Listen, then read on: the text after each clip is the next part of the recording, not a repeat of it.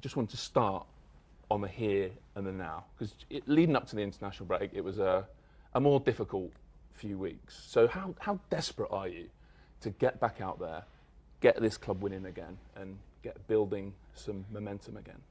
Yeah, of course. It's been we lost 4 in a row. You know, it's not normal in a club like this, and it hurts. Yeah, it clearly does, and the motivation is bigger than ever to go now on Saturday and to win the game. You know, and to get on the run again. So what are you like off the pitch in moments like this? That like when you're having a difficult run, do you take it home with you? You're thinking about it every moment. What are you like? No, I think it's important to just let it go. You know, it's the most difficult thing even in life to let things go and be zen and everything. But focus on next, because look how many games it is. You know, if I'm gonna start thinking about the last 4 games, that's not a good thing. And that's exactly what I didn't do. I went to national team and we won 2 games. You know, so it's about restarting. It's about looking on what's next. It's about looking, staying in the present moment and to look what's ahead. Sometimes players and managers talk about if you've lost a few games, you just want the next game to come straight away. But actually, in this instance, do you think you needed the international break? A little bit of a reset, a little bit of time away, and now you come again? Yeah, I think it was good. I think it was good for everyone to maybe go to the countries and to national team and to kind of restart a little bit. But yeah, we lost 4 in a row, but how bad is it? You know, it's not that bad. It's not like we got relegated, you know. We're still second place. I mean, we still got plenty of games left. You sound very calm, and actually when I listen to the manager at the moment, even after games where obviously the defeat's quite raw, he sounds pretty calm. Do you think winning a lot helps you deal with these moments? Yeah, I think in the end it's about experience, you know.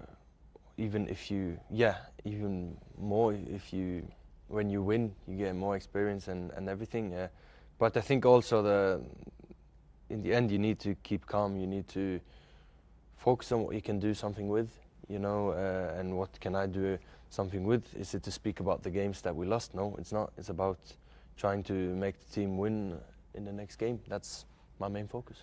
Does it feel like previous seasons? So if you look at the pattern of your first 2 seasons, it wasn't completely different from this. Like, great start, bit of a dip, October, November, and then in the new year, just an incredible, unstoppable run. So does this feel like something completely new or not? If you look at the treble season, I think we look worse than what we did, if you can say so. So in the end, you should not think too much about it, because hard when journalists keep asking you questions about it, though, right? Yeah, but I mean, it's your job. But again, let's focus on what's next, and there's so many games left to play that it's not that bad. No, it isn't.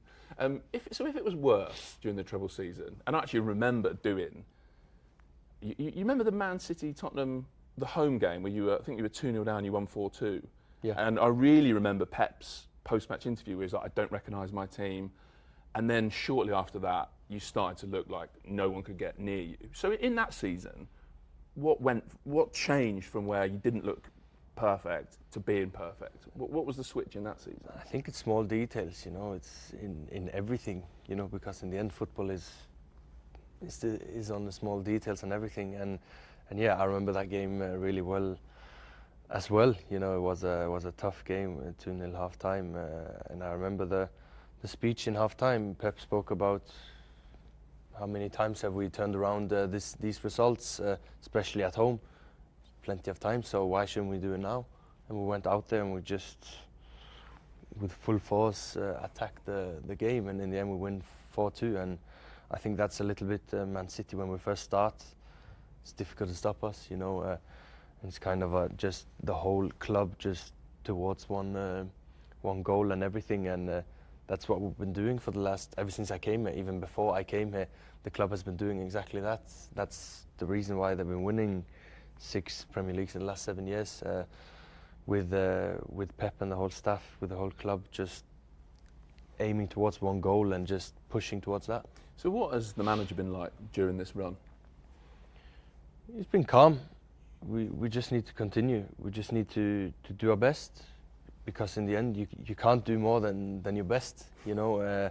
So he demands a lot. He demands us to be at our best in every training, in every game, and that's what we need to do. And yeah, it hasn't been good enough losing 4 games now, but let's try to win the next.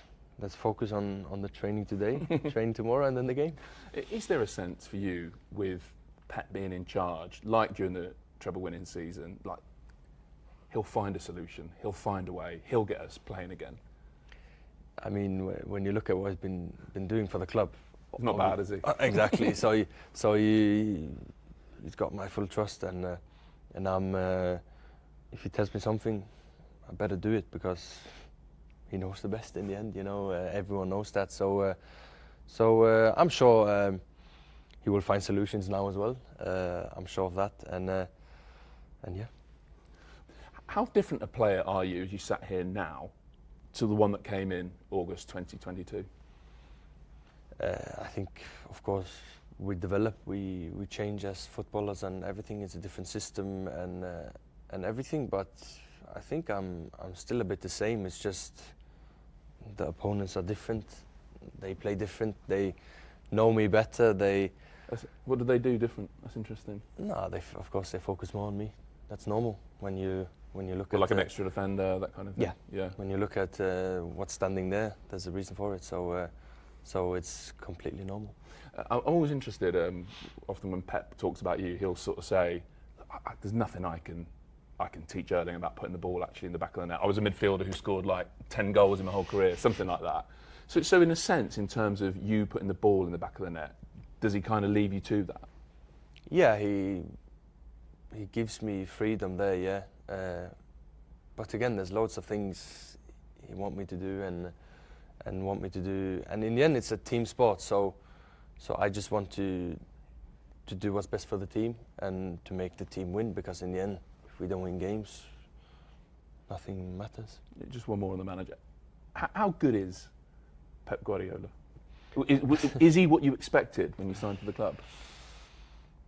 From everything I heard, yeah, exactly what I expected. But what did you hear? A bit more. No, like, he's the best manager in the world, and I think we all know that he's the best manager in the world, and he's probably the best that ever existed on the